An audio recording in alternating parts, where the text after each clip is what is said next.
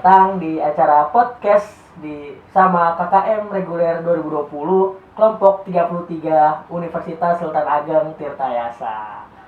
Nah, kegiatan podcast ini adalah salah satu program kerja dari KKM kelompok 33 yang berdomisili di Kota Tangerang. Nah, tujuan dari dadakan podcast ini adalah supaya kita dapat mengedukasi masyarakat melalui sosial media dengan acara podcast ini untuk mengetahui apa saja hal-hal yang mengenai tentang COVID, dari dampak COVID dan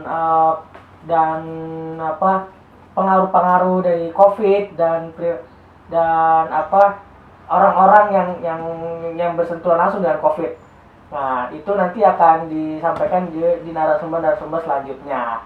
Nah, pokoknya ikuti terus kegiatan kami di YouTube, di kanal YouTube kami, kegiatan podcast ini. Nah, ini yang pertama adalah narasumber saya yang pertama, yaitu dari seorang driver ojek online. Nah, karena mana kita ketahui semakin maju perkembangan zaman, suatu moda transportasi kini sudah beralih ke dunia digital, salah satunya sekarang ojek online. Nah, pastinya ojek online ini sangat berpengaruh bagi kehidupan masyarakat dan tidak asing lagi bagi masyarakat sekarang untuk menggunakan ojek online dalam kehidupan sehari-harinya. Nah, apalagi di fase pandemi seperti ini, pastinya banyak sekali kendala-kendala dan masalah yang dihadapi oleh driver ojek online selama fase pandemi seperti ini. Nah, bagaimana perasaan dan bagaimana tanggapan dari driver ojek online ini terhadap pandemi seperti ini dalam menjalankan kegiatannya bekerja sebagai ojek online. Nah, saya sudah bersama narasumber langsung, yaitu driver dari ojek online, yaitu dari Grab. Saya datang ke rumahnya di wilayah Kunciran Indah untuk menemuinya langsung dan mewawancarainya dengan bincang-bincang santai mengenai ojol dan pandemi COVID-19. Nah, sebelah saya sudah ada dengan Mas Gumilang Cahyono. Mas Gumilang Cahyono, biasa dipanggil Mas Gumilang. Iya, Gilang. Oh, Gilang. Iya. Biasa dipanggil Mas Gilang. Di salah satu driver ojek online yang bertempat tinggal di Kunciran Indah. Nah, kali ini saya akan ngobrol-ngobrol bincang santai tentang tentang ojek online. Nah, udah berapa lama Mas Gilang ojek online? Jadi di ojek online ini saya daftar di awal 2019, Mas. Awal 2019. Iya. Oh, sudah daftar. Dan sampai akhir 2019 itu saya menjadi ojol tuh sebenarnya hanya untuk sampingan. Hanya sampingan. Di kala senggang waktu kerja saja. Emang sebelumnya kerja, Mas? Sebelumnya dikerja di PT. Oh, di PT. Di sebuah PT swasta di Jakarta. Tapi awal tahun 2020 ini kontrak saya sudah habis, jadi ojek online ini jadi mata pencarian utama saya. Oh, jadi sekarang di awal tahun 2020 malah jadi pencarian utama. Karena kontrak udah habis di PT tersebut. Nah, gimana sih awal mula bisa ke ojek online? Saya daftar melalui teman, jadi melalui online juga daftarnya. Setelah mendapat notifikasi SMS, saya disuruh datang ke Cibubur untuk melakukan tes dan test drive. Iya, itu dari pagi sampai malam. Sampai malam. Dan itu juga peminat untuk menjadi ojol itu banyak, Mas. Banyak sekali. Ribuan. Waktu daftar itu ada sampai ratusan orang, sekitar 400-an lebih lah yang daftar. 400-an orang dites sehari ya? Sehari itu. Iya, betul. Berarti tidak pungkiri dari pagi sampai malam itu bekerja keras sekali itu di sana. Jadi seluruh administrasi di sana ya? Di Cibubur sana. Jadi dari awal sampai pemberian atribut itu udah di sana. kita tes pagi, sore selesai, besoknya kita udah bisa bawa penumpang. Besok ada bisa narik lagi. Bisa buat narik lagi. Bisa narik. Nah, kan ini jadi kerja sampingan kan nih. Kerja sampingan. Nah, apa sih menjanjikan nggak sih punya kerja sampingan juga? Kalau untuk ojol ini, untuk sebelum pandemi ini ya Mas ya, itu lumayan, pendapatannya lumayan besar juga. Kalau kita mau nekunin, misalkan kita keluar dari pagi sampai malam, itu kalau hanya untuk nyari 200.000 sehari masih bisa Mas. Gitu. Nah, Mas Gilang ini kan karena ojek online ini sebagai sampingan. Iya. Nah, sampingan itu biasanya dapat berapa? Kalau untuk sampingan, saya biasa kalau berangkat dari pagi, habis subuh saya berangkat, terus nanti setelah pulang kerja itu sekitar 100.000 pasti dapat. 100.000 Iya. karena sampingan. Iya. Mungkin kalau misalnya bisa seharian gitu. Seharian biasanya bisa saya berapa ya? Sabtu Minggu nih, misalkan Sabtu Minggu kan saya libur dulu. Sabtu Minggu itu sekitaran 400 bisa dapat. 400 dalam sehari. 400 dalam 2 hari. Dalam 2 hari. 200 itu bersih. Berarti memang sangat menjanjikan juga ya ini ojek online ini. Berarti ya mungkin karena antusias masyarakat yang daftar ojek online karena emang penghasilannya lumayan sangat menjanjikan juga. Nah, berarti driver ojek online ini cukup sejahtera berarti ya? Kalau untuk sejahtera dalam artian pribadi Mas. Kalau dari perusahaan kita nggak ada, karena ini tidak terikat. Perusahaan ini kita nggak terikat dengan perusahaan. Jadi nggak terikat. Jadi kita mau libur ya terserah kita nggak akan dituntut gitu. Jadi mau kerja mau sampai bergebu-gebu juga serah gitu ya. Gitu. Tapi kan banyak juga ojek online yang sampai seharian penuh nggak pulang atau apa. Ada seperti itu, memang ada yang seperti itu gimana ya? Kalau itu tergantung mereka sendiri sih Mas. Kalau memang berarti mereka ekonominya butuh banget, maksudnya butuh banget pemasukan lebih, ya itu mereka berusaha keras gitu, seharian penuh. Betul.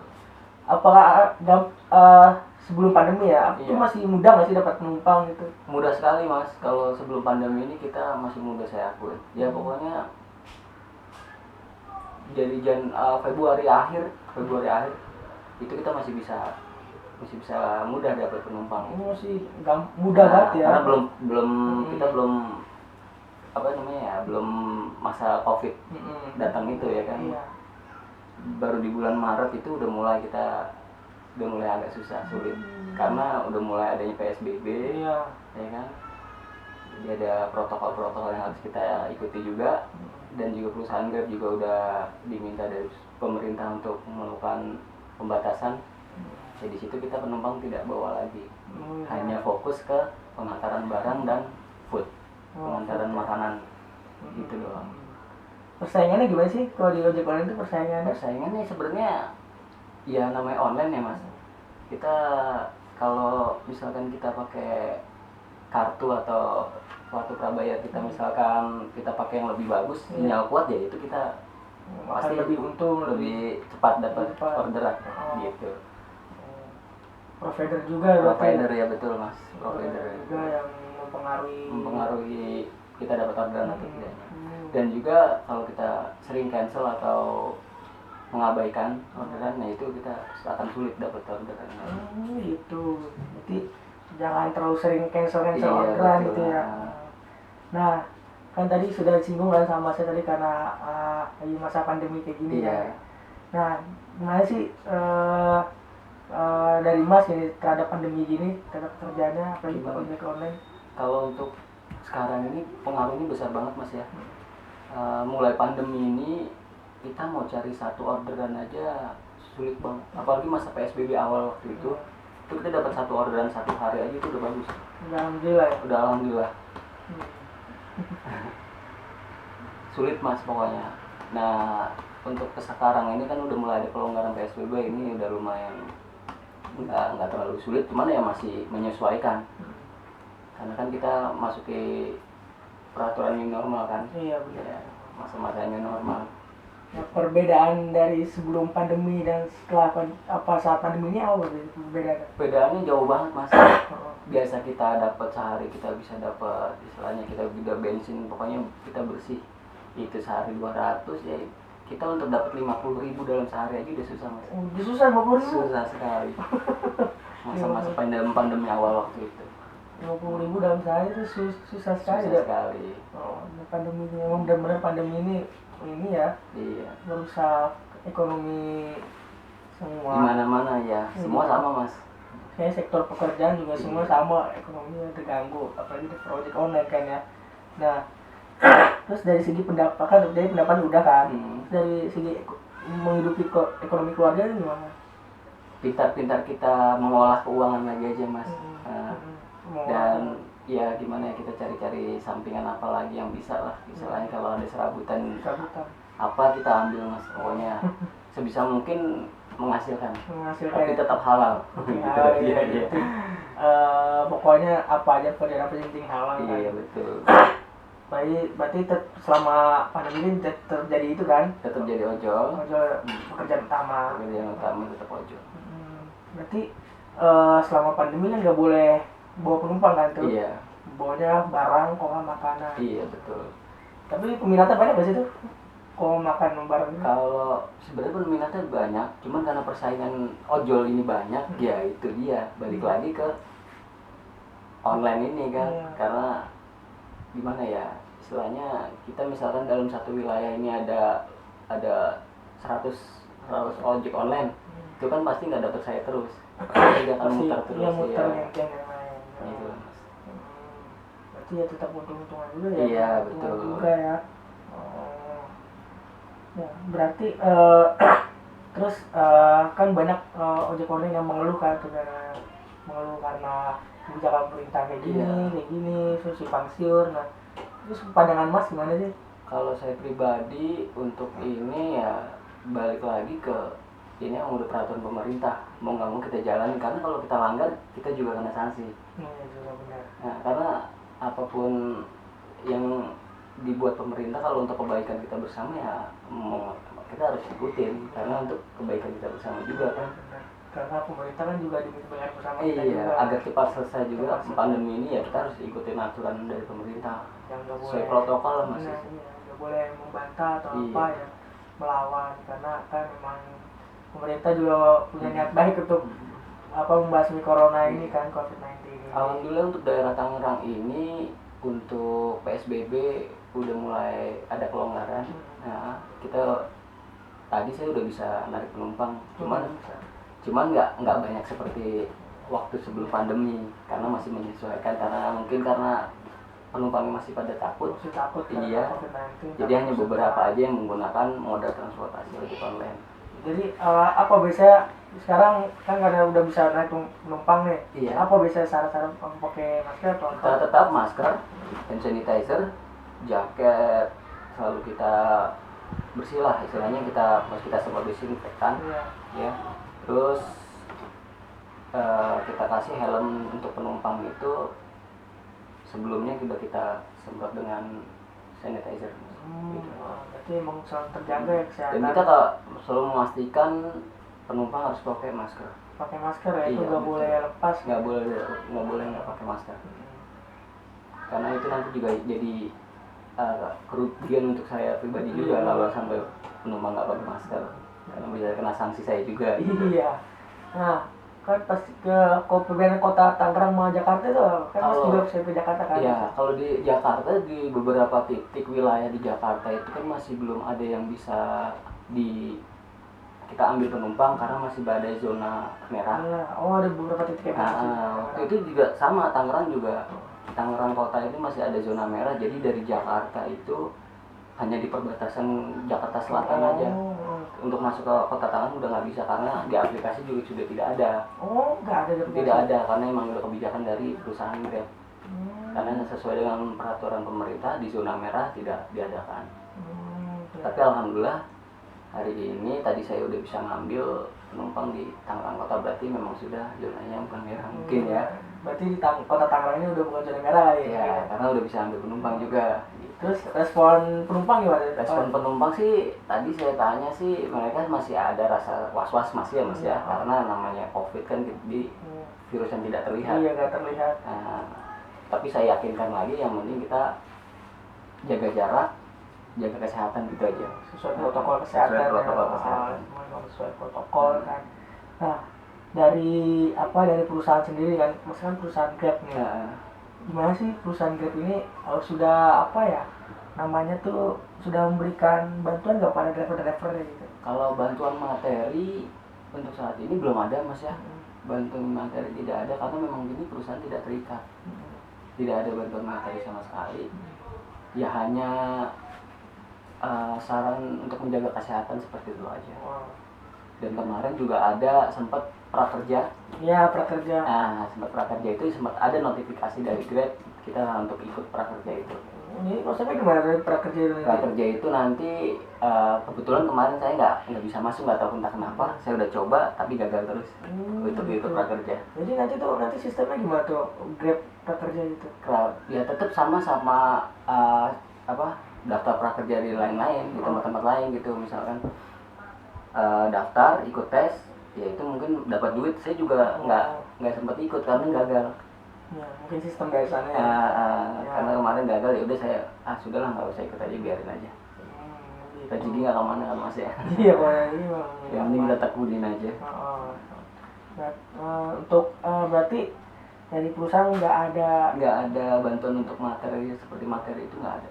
Tapi kan dulu pas awal-awal meningkatnya COVID-19 kan banyak orang-orang berbondong-bondong memberikan bantuan untuk driver-driver ojol yang masih kerja di lapangan. Iya. Mas sempat menerima itu nggak? Kalau saya pribadi tidak Mas ya, karena saya gimana ya, emang cukup was-was waktu itu, jadi saya nggak keluar. Sempat nggak keluar karena ya takut juga Mas saya pribadi, karena saya punya anak istri di rumah masih kecil-kecil, jadi sebisa mungkin saya harus jaga kesehatan keluarga saya juga gitu. Berarti berapa hari tuh nggak ngojek? Saya nggak keluar ngojek itu sekitaran 3 mingguan Mas, hampir sebulan. Sebulan nggak kerja? Nggak narik sama sekali. Jadi saya hanya ngidupin di rumah aja. Kalau memang dia masuk, paling antar barang juga nggak terlalu jauh, masih wilayah Tangerang. Berarti tetap milih-milih. Kalau untuk milih sih enggak, karena orderan ini kan sepi. Jadi sebisa mungkin kalau orderan yang masih di wilayah Tangerang saya ambil. Cuman kalau untuk keluar Tangerang, untuk kemarin itu saya nggak sama sekali nggak dapet ya. Baru beberapa bulan kesini baru udah mulai saya ambil orderan, karena memang butuh keuangannya benar-benar sudah habis Mas. Sebulan jadi, memang nggak jadi harus ya ambil resiko, ya udahlah keluar. Tapi untungnya masih tetap sehat. Yang penting jaga kesehatan. Kita dari luar sebelum masuk itu kita semprot disinfektan semua, dari kendaraan sampai jaket. Jadi setelah yang baju dan pakaian yang sudah dipakai langsung kita cuci hari itu juga. Mandi baru kita nemuin keluarga, nemuin anak dan istri gitu aja Mas. Jaga kesehatan. Iya betul. Untuk berarti dari perusahaan ini tidak terlalu tidak terlalu berpihak kepada driver gitu ya? Enggak. Kalau saya pribadi sih enggak ya, gimana lagi ya Mas, namanya tidak terikat, perusahaan tidak terikat kan, kecuali kalau kita terikat dan diberi target, nah itu kan beda lagi, kita bisa nuntut kesejahteraan. Kalau ini kan tidak terikat gitu. Nah, kalau dari kan kemarin banyak berita-berita kan pemerintah memberikan bantuan sosial gitu kan. Mas sendiri dapat jadi bantuan sosial itu dari pemerintah? Dari pemerintah alhamdulillah sih kemarin dapat, cuma karena disurvei lagi, saya pribadi kemarin itu nggak dapat. Dari untuk wilayah Kota Tangerang saya nggak dapat. Nggak dapat bantuan. Iya, kemungkinan yang nggak tahu dilihat dia dari mana ya, tapi nggak dapat. Memang nggak dapat, saya jujur nggak dapat bantuan kemarin. Nggak dapat berarti ya? Nggak dapat. Nah, berarti sampai sekarang masih masih bekerja sebagai ojek online, masih ojek online sembari mencari lowongan pekerjaan. masih nyari lowongan pekerjaan gitu, Mas. masih nyari pekerjaan. Pekerjaan baru lah. Oh. Nanya-nanya di PT-PT siapa tahu ada lowongan pekerjaan. Cuman karena umur saya udah lebih dari udah tidak muda lagi ya, agak sulit Mas untuk sekarang ini mencari pekerjaan. Jadi emang lebih diutamakan yang muda-muda Iya ya. betul Mas, yang muda betul. Gitu. Tetap cari pekerjaan di Iya. PT tetap ya. Tetap cari pekerjaan tapi yang utama tetap ojek online. Nah, Karena itu salah satu mata pencarian itu hanya ojek online Mas. Iya. Gitu. nah, alasannya apa sih masih bertahan sampai sekarang? Ya masih bertahan sampai sekarang ya karena mencari pekerjaan ini sulit Mas. Kalau misalkan suruh milih kerja di PT atau di ojol ya saya lebih milih di PT. Oh. Karena satu kita kesejahteraan pasti dijamin, ya kan, kesehatan, Iya benar, Ya pasti kan? jaminan perusahaan. digaji juga pula. Ya lebih milih di PT Mas daripada di ojol. Ojol. Nah, Nah, terus untuk terakhir nih mungkin dari Mas, pesan-pesannya apa sih nih buat teman-teman driver ojol yang senasib dengan Mas gitu? ya intinya tetap jaga kesehatan sesuai protokol dan jangan nyerah dengan keadaan gitu Jangan aja. nyerah, tetap semangat Tetap ya. semangat lawan pandemi ini sampai selesai gitu aja. Dan berdoa terus mudah pandemi Ya betul. Wah, mungkin itu saja Mas ya. Iya. Bincang-bincang kita dengan Mas Gumilang, salah satu driver ojek online, sangat mengedukasi dan sangat apa ya, pengalamannya sangat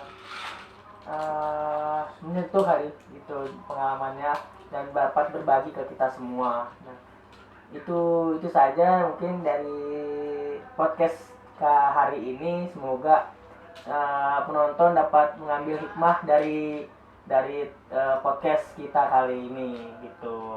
Mungkin cukup saja podcast kali ini dan tunggu podcast selanjutnya di kanal YouTube kita, yaitu di jangan lupa like, comment, dan subscribe di kanal YouTube KKN Kelompok 33, dan jangan lupa follow Instagram kami di KKN Kelompok 33. Ikuti terus kegiatan kami di sosial media karena banyak sekali kegiatan positif yang akan kami lakukan selama kegiatan KKN ini. Ya, cukup sekian dari saya. Saya Muhammad Julfa Azari Gozali dari Jurusan Pendidikan Bahasa Indonesia Angkatan 2017. Pamit undur diri. Sampai jumpa di podcast selanjutnya dengan narasumber yang lebih luar biasa.